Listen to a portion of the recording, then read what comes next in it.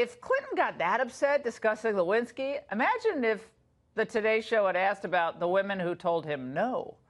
Joining us now are Kathleen Willey and Juanita Broderick, author of the new book, You'd Better Put Some Ice on That, How I Survived Being Raped by Bill Clinton. It's great to see both of you. I have been thinking about both of you all day, and also Paula.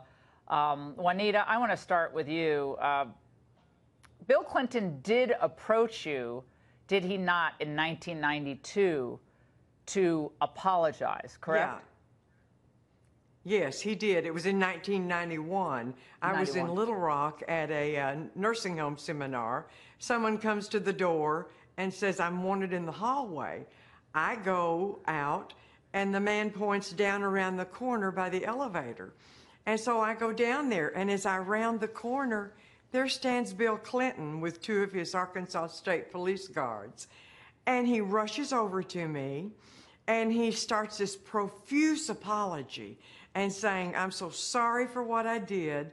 I'm a changed man. I'm just not the man I used to be. And even said, I'm a family man now. And I just looked at him, Laura, and I was just flabbergasted. And I said, you go to hell. And I walked off. And I could not believe it. And then the nurses that were with me followed me out, and they came over to me and they said, what did he want? And I told them. And then I began to feel a little bad that I had said that. I kept thinking, well, maybe he really meant that. Maybe he really was apologizing. And then what happened? Then, you realized, fast forward, that he was running for president, and you were going to perhaps be an obstacle to that? Right. That's exactly. A week later, after he apologized, he announced he was running for president. A week later? Oh, that's really Yes. subtle. That's really subtle. Kathleen Willey, you watched that interview today, and I mean, I've got to say, I'm always stunned. Why am I stunned? He has not anything about this experience, which is he's actually a smart guy. So I'm almost speechless. Your reaction?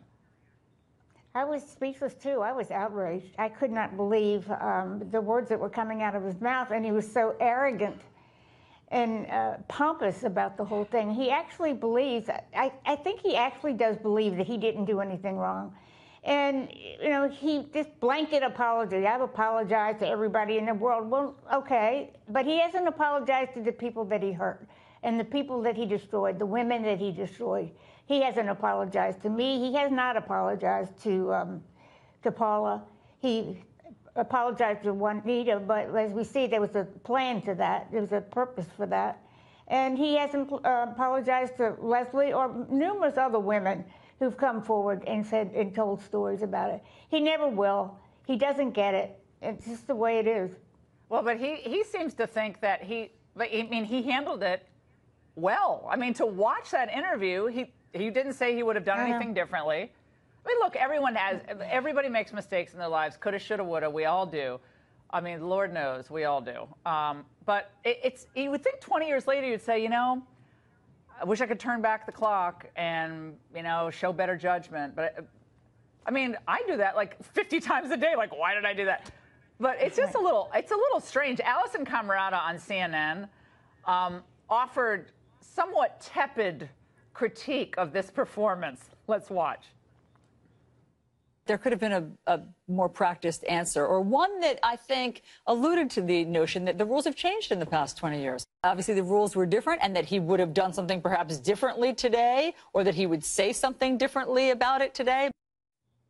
He could have had a more practiced answer, Juanita. I mean, yeah. Oh, my God. He could have also not portrayed himself as a victim. How does he become the victim in all of this? Oh, I know. Go ahead, Juanita. I know. I saw this decrepit, angry old man who was trying to play the victim card. The same man who 40 years ago raped me. Yeah, it was disgusting.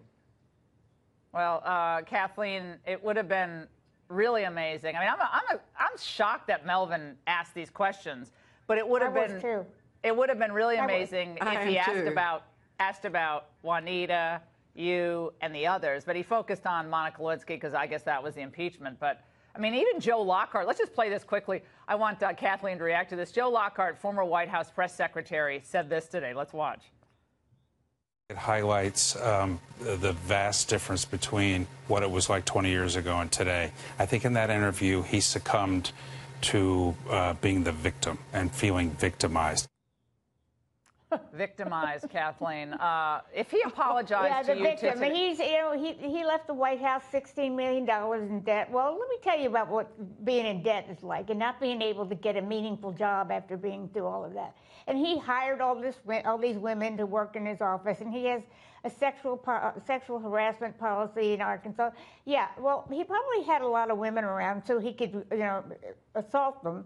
And, you know, there's no sexual harassment policy in Arkansas. There never was one. There never was one. Kathleen, Kathleen, if he had called you today and said, look, I know I came off bad on that interview, but I'm really sorry for causing you pain. I'm sorry for what I did. Would you accept his apology? No, I tell him the same thing that Juanita told him. Which would I be? tell him to go to hell.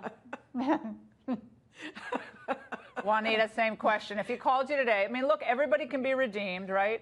We're supposed to believe in redemption, all of us. I mean, if most of us do. I mean, I don't believe, I don't believe there's any redemption in regard to Bill and Hillary Clinton. I do not believe that. And I would probably tell him the same thing again today. All right. Thank you both for being here. I suffer. Yeah. Yeah. Well, thank you both for being here tonight and You're welcome. sharing your Glad to be perspective. here.